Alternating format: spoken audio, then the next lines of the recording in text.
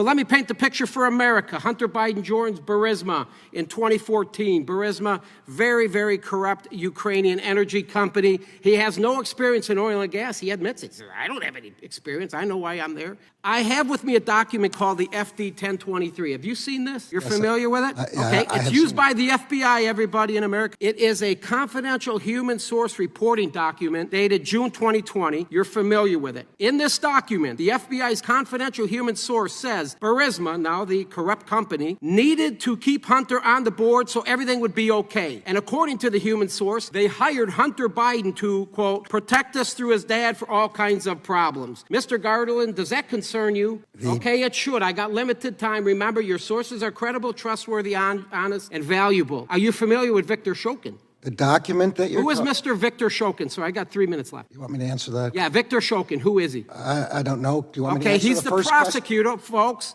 He's the prosecutor that was, he oversees all the corruption in Ukraine. We know there's corruption over there.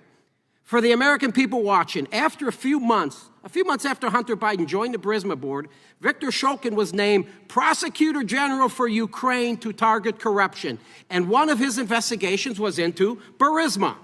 In this FD 1023 document, the human source clarified that Burisma's CEO, the man in charge of Burisma, said he has many text messages and recordings that show he was coerced to make such payment to ensure Victor Shokin was fired. Matter of fact, there were 17 of them.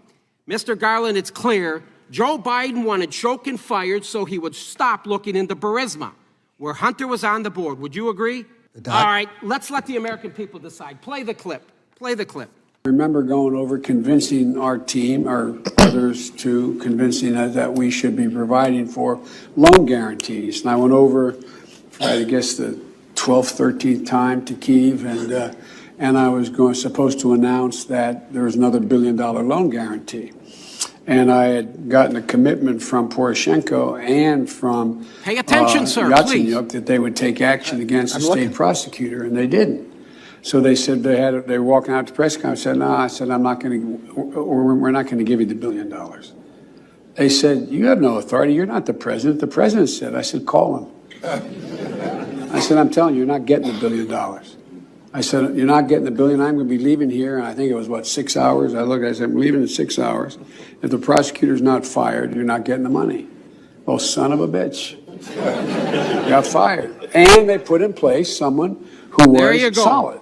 Mr. Attorney General, what you just saw there was Joe Biden in his arrogance and role as the vice president of this country saying if you don't fire Shokin, the United States isn't given the $1 billion loan.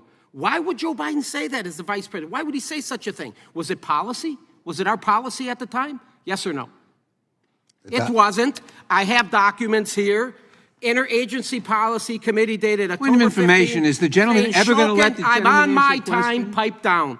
Saying Shokin had made significant reforms. Texas. He's made significant reforms, Shokin did. Matter of fact, John Kerry says he was impressive.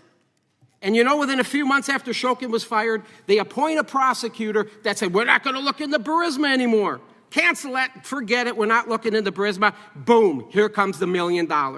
Joe Biden threatened the Ukrainian president and the prime minister, everybody can see it, to fire Shokin, or the United States won't give the $1 billion. If that is not quid pro quo, sir, what is? I will tell you what it is, and America agrees with me. It's bribery, and it's impeachable. Are you going to do something about it? I bet you're not, and that's why you, sir, also need to be impeached. I yield back.